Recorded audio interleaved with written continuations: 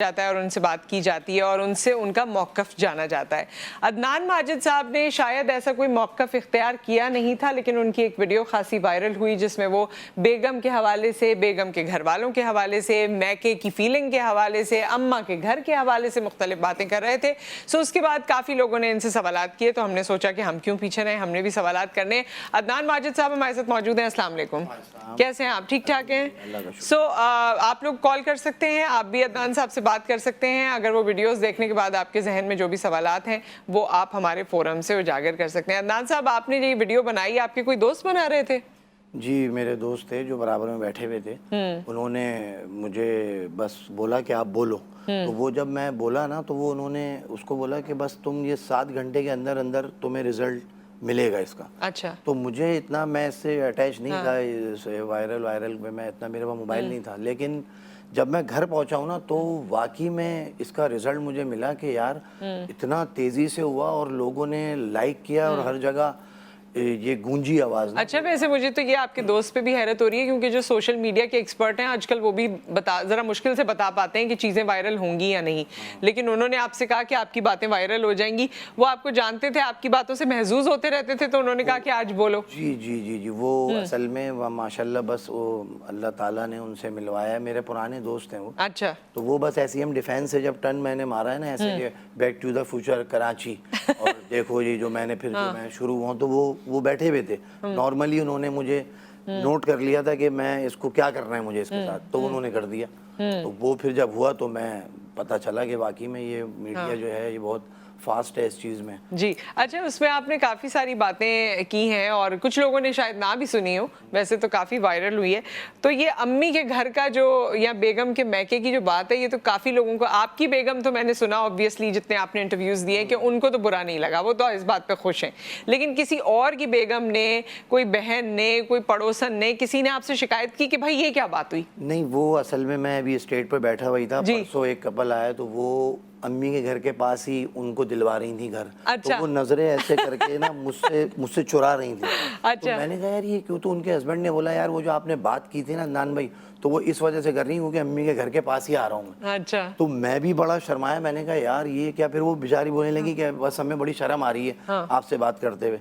तो वो 80% है। तो लोग जो, अच्छा, ये क्या वजह, आपने ये भी तो एनालाइज किया होगा ना कि अम्मी के घर के पास क्यों, अम्मी के घर की हर चीज क्यों? क्योंकि लड़कियां बहुत कमजोर हो रही हैं ना आजकल। पहले की तो बड़ी माशाल्लाह तगड़ी होती थी, तो वो अम्मा कहती थी बस जा रही है तो फिर वापस तभी आएगी। अब जो जा रही होती हैं तो उनको इतना करीब रखा होता है कि छींक भी आ गई ना, तो अम्मी को फोन होता है, अम्मी आज मुझे बड़ी वीकनेस हो रही है। तो वो चाहती हैं कि करीब में आ जाए, 2 मिनट में अम्मा इधर, 2 मिनट में बेटी उधर। तो वो इसलिए करीब लाती हैं। बच्चियां कमजोर हैं आजकल। कमजोर क्या, किस सेंस में कमजोर हैं आपके खुराक ख्याल? भी नहीं है, दूध सूंघती हैं, पीती नहीं है। वो पतीली गोली सूंघी और पीछे हट गई। पहले तो मग्गा भर के पी लेती थी, अब तो दूध नहीं पीती, कमजोर है। तो आपको क्या लगता है, इसका कोई अच्छा असर पड़ रहा है या गलत असर पड़ रहा है? क्योंकि जाहिर है, चले ठीक है, माँ बेटी का एक रिश्ता होता है और उसकी अपनी एक उल्फत है, लेकिन हर मामले में शादी के बाद अम्मी को कनेक्ट करना और अम्मी का हर मामले में इन्वॉल्व होना, आपको ये सही लगता है? नहीं, तो ये मैं इसी पे तो आवाज़ उठाई है कि ये मुनासिब नहीं है। क्योंकि इतना करीब होना और हर वक्त आना जाना करना, तो वो चार्म नहीं रहता, एक ससुराल का एक भरम नहीं रहता। तो वो बिल्कुल ही पास में ही होते हैं। दामाद हर वक्त ससुराल में अच्छा नहीं लग रहा होता। तो हमारे वाले, क्यों नहीं अच्छा लग रहा होता? देखिए, एक खातून है, उसकी शादी हुई, उसने अपनी 20-25 साल जो भी उम्र अपने माँ बाप के साथ गुजारी, एक घराने में आंख खोली, उसने सब कुछ छोड़ के अपने ससुराल को अपनाया ना। तो वो ससुराल और वो शौहर कुछ चीजों में अपने मैके को क्यों नहीं उस तरह से अपना सकता है? वो भरम और ये सारी बातें क्यों आ जाती हैं? देखिए, भरम की बात नहीं होती। बात ये होती है कि एक इज्जत इंसान को कराने से होती है। अब रोज रोज का जाना इज्जत खो देता है, ये तो फैक्ट है। तो वो जब जाता है, तो जब जैसे मैं हूँ, अब मैं महीने में एक दफा जाता हूँ, तो मुझे बड़ा ऊपर आ जाओ, बैठ जाओ। अब मैं रोज ही पड़ा हुआ हूँ वहाँ, तो बोलते हैं यार ये तो खाना पड़ा हुआ है, बस उठा लो, वो पड़ा हुआ। मतलब वो गर्म भी नहीं करके देता कोई। मैंने ऐसी कंडीशनें भी लड़कों के साथ देखी हैं कि जो इतना इन्वॉल्व हुए होते हैं, तो फिर पता ही नहीं चलता कि उसका क्या। तो ये लड़कों के साथ ही क्यों है, लड़कियों के साथ क्यों नहीं ये मामला होते? वो तो जाके ही रहना शुरू कर देती हैं। देखिए उसकी तो तरबियत ही यही होती है ना कि उसको पराए घर जाना है, उसको तो यही तरबियत में सिखाया जाता है कि देखो तुम्हें जाना है, तुम ये भी सीखो, तुम ऐसे भी सीखो, तुम बैठना भी सीखो, बोलना भी सीखो। लड़के का तो होता है कि उसको तो वहीं रहना होता है अपने ही लोगों में। तो लड़की की तरबियत में ये है कि उसको इस नियत से पाला जाता है, उसको ये दुआएं दी जाती हैं कि अल्लाह नसीब अच्छे करे। उसको रवाना करना होता है, उसको रखने के लिए नहीं पाला जाता, उसको रवानगी के लिए पाला जाता है। तो इस वजह से जो है लड़की की इज्जत में कोई फर्क नहीं पड़ता, लेकिन लड़के की इज्जत में पड़ सकता है अगर वो ससुराल में रहे। वो जिम्मेदारी लाया है ना, उसको उस घर से मांगा है उसने, तो वो उसकी सारी। अच्छा, ये हमने इतना पेचीदा क्यों बनाया हुआ है इसको? हम लोग सीधा सीधा भी तो रख सकते हैं कि हस्बैंड वाइफ का रिलेशनशिप है, दो खानदानों का मिलाप है, ये एक फैमिली क्यों नहीं बन जाते? इसमें इतना मसला क्यों है कि इसको ये कह दिया, उसको वो कह दिया, दामाद है तो इसका ये स्पेस है, बहू है तो नहीं जी ये इसकी जिम्मेदारी है। मतलब इतना पेचीदा क्यों किया हुआ है? वो तो सब चीजें हो ही जाती हैं, हम लोग एक फैमिली की तरह क्यों नहीं जुड़ जाते? वो लोग नहीं जुड़ने देते, लोग नहीं जुड़ने देते। जब शादी होती है ना, तो उसमें प्रॉब्लम ये हो जाता है कि भाई तुम्हारे वाले और हमारे वाले। हाँ, ये तुम्हारे और हमारे वाले पे बात करते हैं कॉलर के बाद। अस्सलाम वालेकुम। वालेकुम अस्सलाम। नुसरत कैसी हैं? मैं ठीक ठाक, आप कैसी हैं? मैं सरवत जहाँ बात की कराची से। आपकी इतनी बड़ी फैमिली का पीटीवी वर्ल्ड पे आती थी ना, और उससे पहले आज का मैं रेगुलर कॉलर थी, मैं आपको ढूंढती रही कि आप किसी चैनल पे नहीं आ रही, आप कहाँ से ली गई? बस मैं आ गई जीटीवी पे सरवत, जीटीवी पे आ गई बस। हाँ बस शुक्र अल्लाह का। और आपका फोन नंबर ही नहीं आता, आपसे बात कैसे करूँ? जब से आप यहाँ आई है मैं ये परेशान थी, आज बहुत खुशी हो रही है आपसे बात करके। बहुत बहुत शुक्रिया। और इस वक्त का जो टॉपिक है उसके बारे में क्या कहेंगी? इनकी यहाँ मैंने वीडियो देखी थी, बहुत दिल को छू लेने वाली और अच्छी थी। क्या कहूँ इस टॉपिक के बारे में? अरे दिल को छू लेने वाली? आपको लगता है सारी बातें सही कही हैं इन्होंने खवातीन के बारे में? हाँ काफी हद तक सही गई, लड़कियां करती हैं ऐसी। आई एम द बेस्ट, तो मुझे तजर्बा नहीं, लेकिन जो देखा है ड्रामों में और अपने इर्द गिर्द ऐसा होता है। अच्छा चले, वेरी गुड। तो आपका वोट इनके साथ है? जी ठीक है Sarwat, thank you so much, बहुत खुशी हुई आपसे बात करके। प्रोग्राम भी देखते रहिए और कॉल भी करते रहिए। हाँ जी, तो आपने ये कहा कि लोग नहीं, हमारे तुम्हारा शुरू हो जाता है। हमारा तुम्हारा हाँ। बेसिक प्रॉब्लम ये है कि मियाँ बीवी के रिश्ते में जो ज्यादातर फड्डे हैं ना, वो तुम्हारे वालों ने कह दिया, मेरे वालों ने कह दिया, तुम्हारी बहनों ने कह दिया है, मेरी बहन। हाँ। तो वो उनके रियल जो फड्डे होते हैं वो नहीं होते, वो अक्सर दूसरों पे ही होते हैं। हाँ। तो वो जब दूसरे इन्वॉल्व होते हैं ना, जब रूम की बात में जब तीसरा घुसता है तो वो क्रैश होता है बड़ा।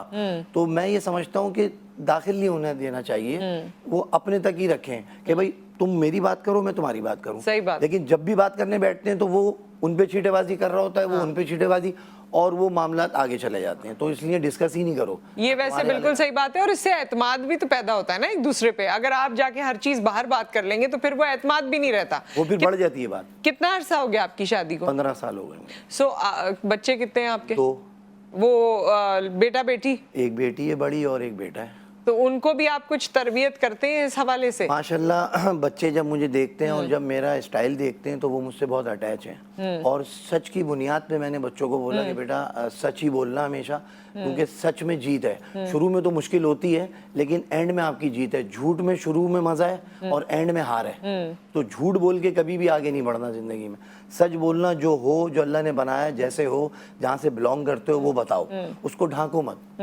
अच्छा, आपने उसमें ये भी कहा था उस वीडियो में कि ये खवातीन को उस तरह टेंशन नहीं होती, शायद लफ्ज आगे पीछे हो जाए, उसका मकसद ये था, आपने कहा जिस घर में भी देखो नानी बैठी हुई है, नाना चले गए, दादी बैठी हुई है, दादा चले गए।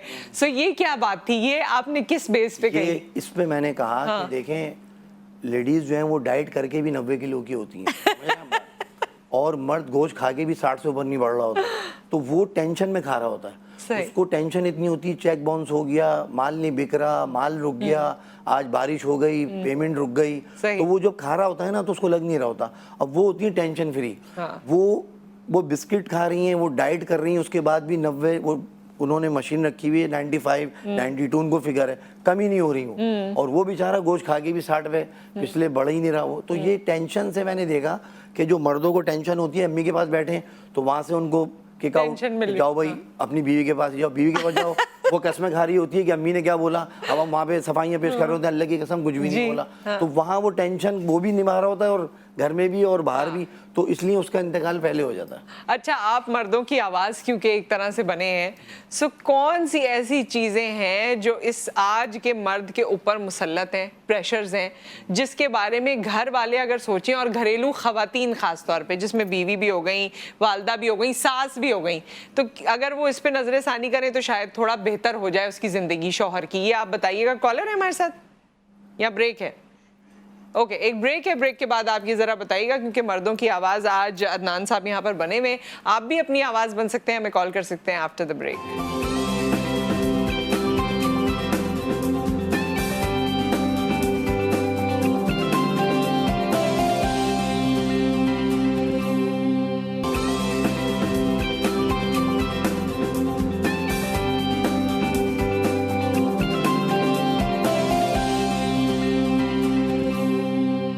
Welcome back. अदनान माजिद साहब हमारे साथ मौजूद हैं। आजकल सोशल मीडिया पे इनकी बातें काफ़ी ज़्यादा गर्दिश कर रही हैं, और ब्रेक पर भी मैं कुछ बातें इनसे कर रही थी, अब आपसे आपके सामने वो पूछ लेते हैं। एक तो ये कि आपने अपना चैनल भी बना लिया इस वीडियो के बाद, और वो किस नाम से है? किंग बिकॉज के नाम से मैंने यूट्यूब चैनल बनाया है। किंग बिकॉज, ये बिकॉज क्यों? बिकॉज वो बस एक नाम मेरा था, एक जब मैं बिल्कुल नया मैट्रिक करके वो बहुत जिंदा दिल मैं भी हूँ, पहले भी था, तो वो चेहरे पे ना एक मेरा दोस्त था, उसके दाने निकले हुए थे। अच्छा। तो वो जब मुझसे मिलने आया तो मैं अपनी मस्ती में मैंने बोला यार तुम्हारे चेहरे पे बिकॉज निकले हुए। कह रहा ये कौन सा इंग्लिश का लफ्ज़ है? मैंने बोला ये हमने रखा है तुम्हारा नाम कि बिकॉज तुम्हारे चेहरे पे। तो वो जब भी मुझे गुजरता था तो मुझे बिकॉज कहता था। तो फिर पूरे एरिया ने बिकॉज कहना शुरू कर दिया। मैंने कहा बस सही है, अब जो फेमस रहे आप अपने इलाके में। जी अल्हम्दुलिल्लाह। अच्छा, अपनी बातों के हवाले से आप जिन लोगों में पले बड़े या आपके इर्द गिर्द के लोग थे उनमें आप फेमस ही थे, दुनिया ने आपको बाद में देख लिया है। जी जी। अच्छा, अब जो आपका चैनल बना है उस पे आप क्या बातें किया करेंगे? उस पर जो रिक्वायरमेंट होगी, क्योंकि जिस तरह मर्द हजरात मुझे शॉपिंग सेंटरों में मिल रहे हैं और जिस तरह मुझसे गले मिल रहे हैं और जिस तरह वो समझ रहे हैं एक मसीहा हमारा आ गया या कोई बात ऐसी कर दी, तो वो चैनल पे फिर मैं उनको थोड़ा सा हौसला अफजाई या उनको टिप्स या कोई भी ऐसे मामलात। देखिए, वैसे मर्दों को इतनी हौसला अफजाई और टिप्स की जरूरत क्यों है? क्या बाकी मर्द मजलूम है? देखें, आप खुद सोचें कि वो पिस रहा है ना, वो हर जगह अभी जो मईशत का हाल है, जो टेंशन है उसके ऊपर, अब वो घर में आ भी रहा है ना, तो वो दोनों तरफ से पिस रहा है। मतलब कि वो अम्मी के पास जाए तो वहां से अम्मी उस पर शक व शुबात, वो वहां जाए अच्छा कुछ खा भी रहा है ना घर में, तो बेगम उसको इस निगाह से देखती है खैरियत है, दूसरी शादी का इरादा तो नहीं है, तो वो बोलता है क्या भूसी टुकड़े खा लूंगा मैं। अगर वो कोई अच्छी चीज भी खा रहा होता है तो उस पर भी नजर होती है कि खैरियत तो है, तो मतलब हम क्या करें, मतलब घर में भी नहीं खा सक रहे, कुछ तैयार हो जाए अच्छा तो फिर भी आज खैरियत है, बड़ा आप वेल हुए में ठीक ठाक तो हैं, मतलब वो चाहती हैं कि प्लम्बर ही लगे हम। तो वो जब जितना वो पुराना होता जाता है ना, तो उस पर तरस आ रहा होता है, और जब वो खिलखिला के हंसता है ना, तो उस पर शक शुबा शुरू हो जाते हैं। तो वो दोनों तरफ से पिस रहा है कि तो क्या करें, ऐसा क्या करें बेगम, अम्मा और घरेलू जो खवातीन हैं घर में, क्या करें कि मर्दों की जिंदगी और मजलूमियत में कमी आए? वो ये करें कि जब वो आए ना ऑफिस से, तो उसको पानी का गिलास दें, उसको बैठने दें, पहले उसके शूज बच्चे उतार दें, एक कोई तकिया लाके दे, तो वो थोड़ा रिलैक्स होगा कि हाँ मैं अपने घर में आया हूँ और मेरी इज्जत है। आते के साथ ही उस पर ये ना हो कि आप लेट हो गए, हमें जाना था, यूं था, उसका एहसास करें। मतलब वो बहुत मुश्किल से घर पहुंचता है, तो ये चीज फिर उसके बाद वो जब अम्मी के पास बैठा होता है तो माओ से भी दरखास्त है कि उसको थोड़ा सॉफ्ट कॉर्नर दें, वो आपका बेटा, ये नहीं कि वो जाओ बस अपने उधर ही जाओ। अब ये नहीं है कि वो शौहर ही है, वो बेटा तो आपका है ना, उसको थोड़ा उसको अटैचमेंट देने वाला, वो ये समझती है कि बस ये वहीं का हो गया, वो वहां जाके बैठता है तो वो समझती है कि वो वहीं का हो गया। वैसे क्या वाकई बेटे वहीं के हो जाते हैं, बीवियों की हो जाते हैं, जो माओं को हमेशा एक कंप्लेन रहती है? वो ये बात थोड़ी है जो आजकल मैं देख रहा हूँ कि ये वाकई में जो बीवियां हैं वो थोड़ा सा इतना उसको डरा देती हैं कि आप बैठे हुए बात क्या कर रहे थे, तो वो भटकता भी नहीं है फिर अम्मा के पास। वो बोलता है भाई कट लो, अगर बीवी ने देख लिया ना तो मेरी शामत नहीं है, क्योंकि मैं जब जाऊंगा तो उसका पहला सवाल ये होगा कि आप बैठ के, आपको कसम है मेरी, आप बात क्या कर रहे थे। अब उसको बताओ कि बात क्या हो रही थी, समझिए कोई साजिश हो रही थी, माँ बेटे बैठे थे, कोई साजिश हो रही थी। तो क्यों, ये भी तो हस्बैंड बता सकता है ना, क्लैरिफाई कर सकता है कि भाई मेरी अम्मा है, मैं भी तो बात, तुम अपनी अम्मा से बातें नहीं करती? तो अम्मा वो बता सकता है, लेकिन वो कसम वसम जब दे देती है बच्चों की, तो बात हो जाती है कि अम्मा भी तो कुछ उसके अंदर मिक्सिंग मारती है ना। अब वो सच बात थोड़ी बताएगा वहाँ, फिर अम्मा दिल से उतर जाएंगी। अम्मा भी तो दिल से उतरेंगी, क्योंकि अम्मा भी तो प्रेत रही थी ना उसको, कुछ ना कुछ कह रही थी, कुछ ना कुछ तो कह रही थी कि अपनी माँ क्या गई थी, तो क्या लेकर आई, तुम कहाँ गए थे, क्या दिलाया। तो ये चीजें होती हैं जो थोड़ा इनके तो बीच क्या करें? अच्छा, अम्मा थोड़ा ख्याल करें और बेगम जो है वो भी थोड़ा ख्याल करें। ख्याल करेंगे, शक ना करें इतना। देखिए शक जो है ना, ये शक नहीं जा रहा है, ये शक ऐसा है कि ये मर्द जहाँ कुछ तैयार हुआ और उस पर फौरन आप बड़ा मुस्कुरा के बात कर रहे थे, आप वहाँ क्या कर रहे थे, आप यहाँ क्या कर रहे थे। अरे अच्छा, ये जो एक आम नोशन है कि आदमी को दूसरी शादी करने का शौक है, यूजुअली लोग कहते हैं ना, मजाक में भी कहते हैं, अरे सबको शौक होता है ये वो, क्या वाकई आदमी को दूसरी शादी का शौक होता है? बताऊं क्यों? क्योंकि देखें, जब वो घर में आता है ना, तो बीवी को जब देखता है तो वो झबरन बनी घूम रही होती है, मतलब मेकअप वेकअप कुछ भी नहीं, कभी बर्तन धो रही है, कभी किचन में खड़ी है, कभी पसीने आ रहे हैं, तो वो देखता है तो उसको वही एक अट्रैक्शन नहीं होती। तो जब वो बाहर जाने का बोलता है तो बेगम फौरन लिपस्टिक भी लग गई और मामलात हो गए। जब बाहर निकल रहा होता है तो वो तैयार, घर में जब आता है तो वो चीज़ नहीं देखता जो ऑफिस में छोड़ के आ रहा होता है वो। तो उसको भी वही चीज़ चाहिए कि बेगमों को चाहिए जब वो घर आए तो वो तैयार होके उसका इस्तकबाल करें और स्माइल फेस इस हो। पे बड़े आर्ग्यूमेंट किए लोगों ने, इस पे लोगों ने कहा भाई अगर हमें खाने भी बनाने, बच्चे भी देखने और भी चीजें करनी है और आपकी मर्जी के पकवान फिर होने चाहिए। लोगों की आजकल बड़ी फरमाइश होती है कि ये बनाया तो चटनी भी हो, तो सलाद भी होते, तो हम तो इसी तरह से हुलिया होगा हमारा। इस पे क्या कहेंगे? नहीं, तो इस पे होलिया एक टाइम होता है, उसको आप उसको प्रॉपर तैयार मैनेज करें, आप पूरा उसको रख के दस्तरखान करके फिर आप अपने शोहर के लिए भी कुछ करें ना। देखें, खाना हर चीज नहीं होती, लेकिन खाने पक भी तो नहीं रहे रात में। आप देखें कराची का ट्रेंड क्या है आप ये भी आपने बात की कराची में तो 80% बाहर का खाना है रात में। ये तो आप भूल जाएंगे, वो सलाद वलाद काट रही है, वो टाइम गया, वो अम्माएं गई। अब जो है वो बोलती है वो फोन पे आ रहे हो तो लेते हुए आना। तो बेचारा ऑफिस से वो लेता हुआ आ रहा होता है कि भाई मैं ले आया हो, खाओ सो। और इतवार वाले दिन तो वो हलवा पूरी की लाइन में होता है, बगैर मुंह धोए खड़ा होता है ऐसे करके, भाई 50 रुपए का हलवा और 6 पूरियां कड़क कर दो और 2 जगह चने दे दो। वो 122वां नंबर, 2-2:30 बजे तक हलवा पूरी बिकती है। हलवा पूरी वाला जब वो कढ़ाई में डालता है ना तो 2 मिनट बाद निकालता है, रबड़ की तरह बच्चों को खिला रही होती है, जहर है वो। बच्चों को आप खिला रहे हो इतवार वाले दिन, अगर स्कूल नहीं जाना तो इसका मतलब है नाश्ता नहीं बनेगा, आपको वही खिलाना है। इतने मर्द हजरात खड़े होते हैं, मुझे इतना अफसोस होता है धूप में, 2-2:30 बजे तक उनको भेजा जाता है कि आप ये चीज लेकर आए घर में, आज मैं कुछ नहीं बनाऊंगी, आज संडे तो फिर औरत की कब छुट्टी हो? उसको भी तो छुट्टी चाहिए ना। है ना, तो मैं वही तो कह रहा हूँ कि अगर आप सुबह देखें, बात ये है कि टाइम टेबल होता है, हर चीज का एक टाइम टेबल है। जैसे नमाज की छुट्टी नहीं है ना मरते दम तक मुसलमान की, इसी तरह औरत का भी एक जिम्मेदारी है कि उसको अल्लाह ने औलाद नवाजी, वो औलाद के लिए कुछ करे, उसको बनाए, वो उसकी आखिरत का जरिया है। वो अपने पे इतना गौर फिक्र कर रही है कि वो औलाद को ही नहीं देख रही है। नहीं, देखिए ये दोनों बातें आप ही की कॉन्ट्रडिक्ट कर रही हैं। एक तो ये कि वो अपने आप को इतना देख रही है, फिर आप कहते हैं कि वो कुछ तैयार ही नहीं हो रही है। सो एक तरफ औरत अपने, जब ये जमाना भी यही करता है कि अगर आप खातून अपने पे तवज्जो दे रही है, बेशक बच्चों पे भी तवज्जो दे रही है, तो लोग कहते हैं लो इसको तो अपनी ही पड़ी हुई है। नहीं तवज्जो दे रही है तो आप कहते हैं झबरन बने फिर रहे। जब बात यह है कि देखें हर चीज़ का एक टाइम होता है, जैसे शोहर का जाने का टाइम है, अब उन्होंने उसके लिए पूरा तैयारी की हुई होती है, नाश्ता कराया, आपका जाने का इतना टाइम है, वो उसको अलविदा कहती हैं। तो आने के टाइम पे भी वही एहतमाम होना चाहिए जो भेजते टाइम पे। मैंने अक्सर देखा बीवियां गेरली से पढ़ के फूक रही होती हैं, कोई उनको बैग दे रहा होता है, कुछ मतलब बड़े एहतमाम से रुखसत करते हैं, क्योंकि अब वो ये भी कम हो गया है वैसे। अब तो सो रहे होते हैं या सो जाते हैं बच्चों को स्कूल छोड़ के। वो बच्चों को छोड़ दिया, आप चले जाइएगा, वहाँ रखा है, वहाँ से वो निकल जाए, जो आए वो सो रही होती है। तो सोना जो है ना, ये भी बहुत अब हो गया है कि वाकई में सही कह रही है, सो रही होती हैं, ज्यादातर नहीं छोड़ती। तो वो पहले होता था कि दुआएं पढ़ के फूक रही हैं, अब शायद पढ़ के फूक के सो जाती होंगी। वो अपने ऊपर ही फूक लेती हैं कि भाई मुझे अल्लाह ताला बचाए। नहीं तो ये इसमें काफी सारी खवातीन है, उनको बुरा भी लग सकता है कि देखें इस तरह लगेगा, हम कब छुट्टी करेंगे, हमारे लिए तो कोई बात ही नहीं की आपने, सिर्फ मर्दों के दिल की बात की है। मर्दों के लिए देखिए, मैं आपको बताऊं, रमजान आ रहे हैं, रमजान में औरत को अल्लाह ताला ने इतना बड़ा क्रेडिट दिया है कि रोजे रखवाना, रोजे खुलवाना, ये वो अल्लाह ताला ने नवाजा है इनको कि ये बात मानना पड़ेगी कि ये इनको एजाज है एक।